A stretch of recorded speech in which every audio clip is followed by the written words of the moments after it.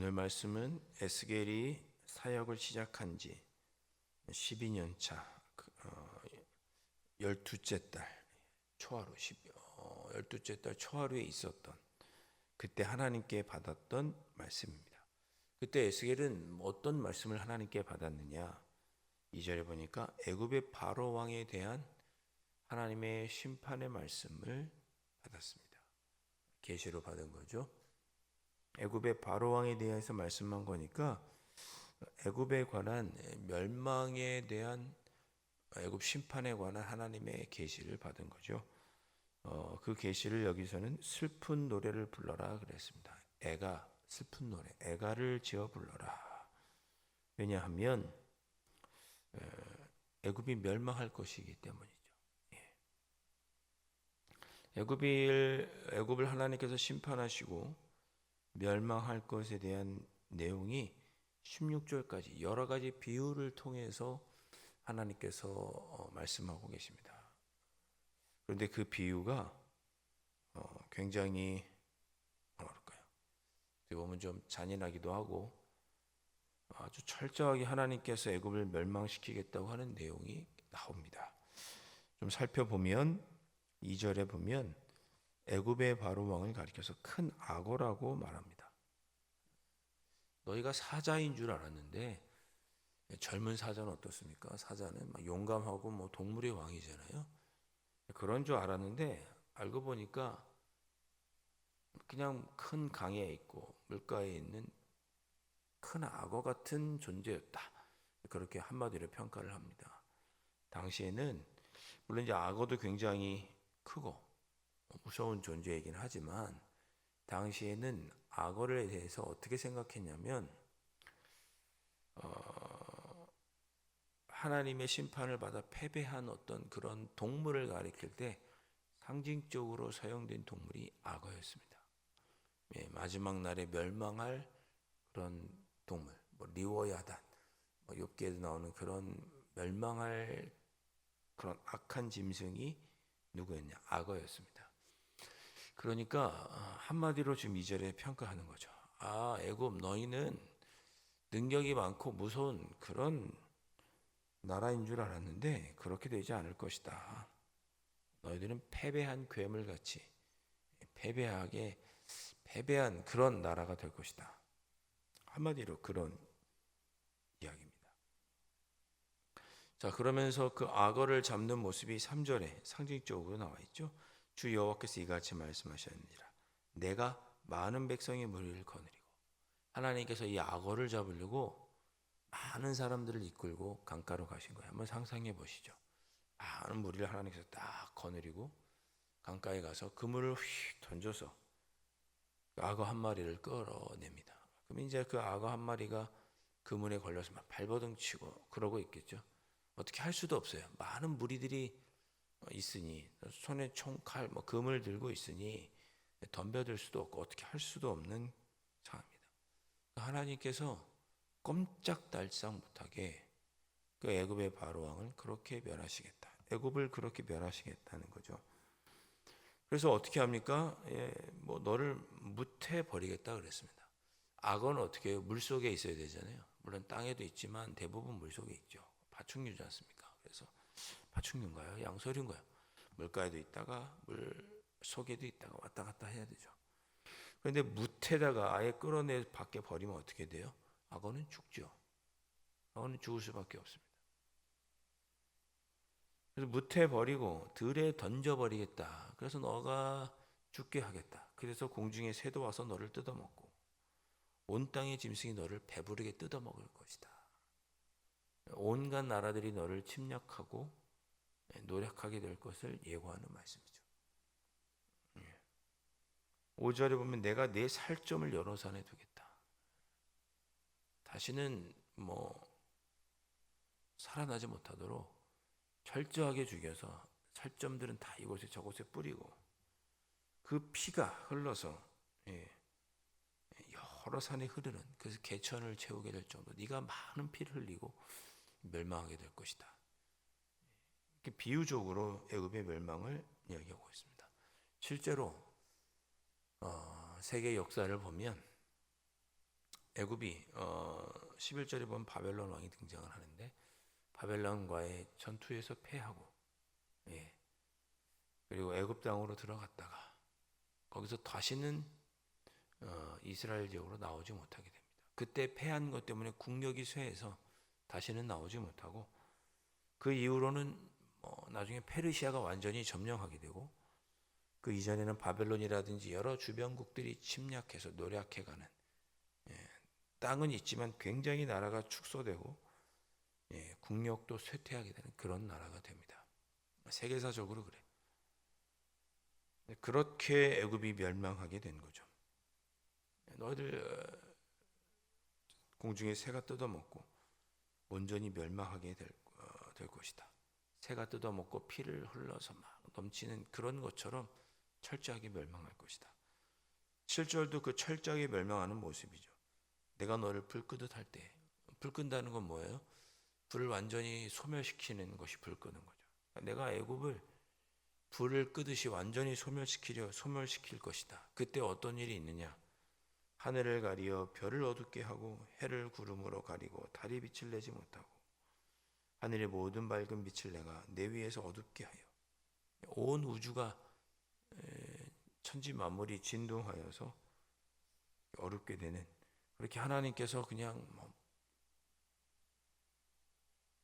별도 어둡게 하고 달도 어둡게 하고 해도 가리시고 그런 천지 만물을 가릴 정도로 천지 만물의 변동이 생길 만큼 하나님께서 큰 위험으로 애굽을 멸망하실 것이다. 그런 내용입니다. 결국은 애굽을 심판하고 멸망할 것이다. 그뿐만이 아닙니다. 9절에 보니까 애굽이 패망했다는 소문이 여러 나라에 이렇게 퍼질 것입니다. 그래서 그 주변에 있는 나라들도 번뇌하게 될 거라고 그랬어요. 애굽이 멸망했네. 그럼 우리도 멸망하는 거 아니야? 마음에 걱정하고 번뇌하게 되겠죠. 이거 우리도 멸망하는 거 아니야? 많은 백성들을 너로 말미암아 놀라게 할 것이고, 아니 어떻게 애굽 같은 나라가 망하지? 놀라게 되고, 내가 내 칼이 그들의 왕 앞에서 춤추게 할 때 그 왕이 너로 말미암아 심히 두려워할 것이고, 각각 자기 생명을 위하여 무시로 떨리로다. 주변에 있는 나라들도 두려워하고 떨고 번뇌하고 놀라게 될 것이다.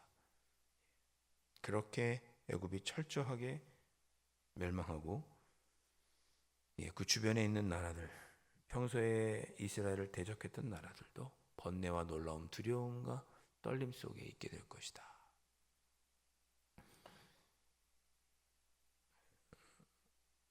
말씀을 읽으면서 여러분 막 걱정되시진 않죠?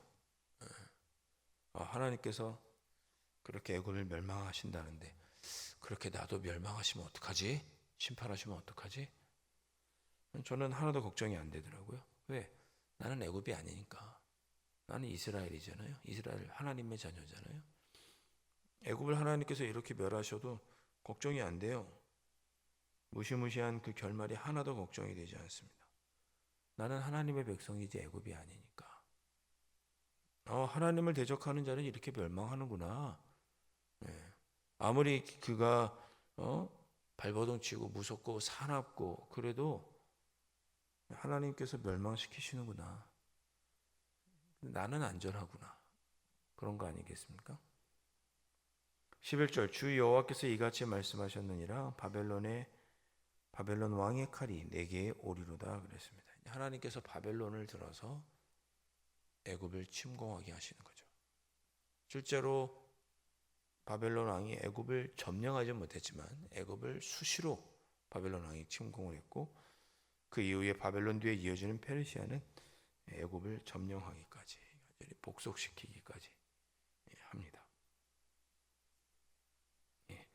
하나님은 바벨론 왕을 들어쓰셔서 애굽의 교만을 폐하시겠다 그렇게 말씀하셨고 그래서 이어지는 말씀을 보면 황폐하게 될 것이다. 13절 14절 심지어 13절에 보니까 애굽이 황폐하게 되니까 나일강 물이 깨끗하게 질 것이다. 그런 표현도 쓰셨습니다. 사람들이 찾아오고 동물이 와서 나일강에서 물 마시고 하다 보면 물이 흙탕물이 될 텐데 동물도 멸하고 사람들도 다 멸하니 물이 깨끗해지는 거죠. 그렇게 애굽 땅을 멸망시킬 것이다 라고 하나님께서 애굽을 향한 멸망을 예고하십니다. 자, 오늘 말씀을 여러분 마음에 품으시고 기도하시면 좋겠습니다. 하나님은 이처럼 두렵고 확고한 심판을 반드시 애굽 땅에 내리겠다고 말씀하십니다. 하나님은 악인을 반드시 멸하신다는 것.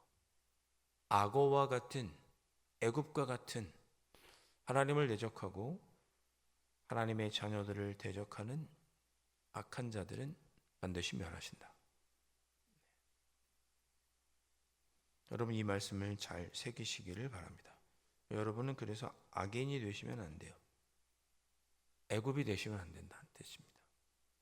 우리는 악인이 되어서도 안 되고, 악인도 아니지만 악인이 되어서도 안 되고, 하나님을 대적해서도 안 되고, 교회를 대적해서도 안 되고, 그러다가 어떻게 돼요? 애굽의 애굽의 왕처럼 되는 거죠. 하나님 앞에 철저하게 심판당하게 됩니다. 겁을 들이려고 하는 게 아니라 저는 위로가 되기를 바라는 거죠. 우리가 하나님의 자녀로 있는 이상 우리를 괴롭게 하는 자들은 하나님께서 알아서 책임지고 멸하여 주신다. 우리 자신에게 심판이 있을까 두려움과 경각심을 준다기보다는 위로가 되고 용기를 주는 말씀으로 여러분이 이해하시면 좋겠습니다. 그리고 더불어 그렇구나. 하나님은 악인을 멸하시니 나도 하나님 앞에 악인이 되어서는 안 되겠구나. 마음에 그렇게도 한번 다짐해 보시면 좋겠습니다. 우리가 하나님의 자녀로 살아가지만 내가 하나님의 뜻을 또 대적할 때는 없는가. 경각심을 삼는 말씀으로 삼긴 하지만 우리에겐 이런 결말은 없을 것이요. 저와 여러분 앞에는 아름다운 구원과 영화로운 하나님 나라만이 있죠. 오늘 말씀 애굽을 향한 심판의 예고이지만 이 심판의 예고가 저와 여러분에게는 또한 위로가 되고 용기가 되었으면 좋겠고, 내가 하나님의 자녀로 신실하게 살아가야겠구나. 끝까지 주님의 길을 따라가야겠구나.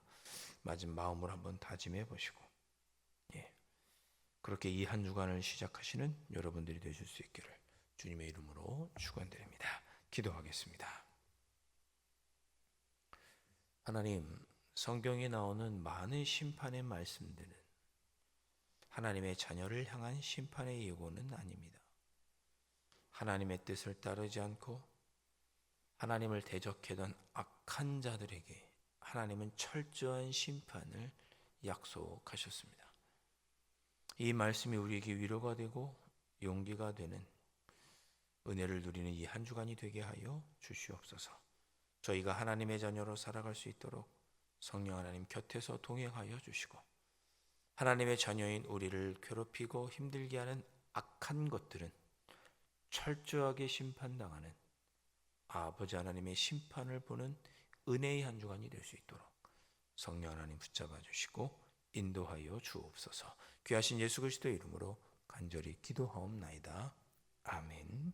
하늘에 계신 우리 아버지, 아버지의 이름을 거룩하게 하시며 아버지의 나라가 오게 하시며 아버지의 뜻이 하늘에서와 같이 땅에서도 이루어지게 하소서.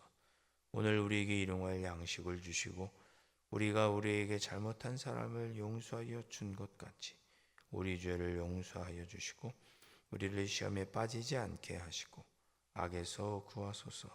나라와 권능과 영광이 영원히 아버지의 것입니다. 아멘.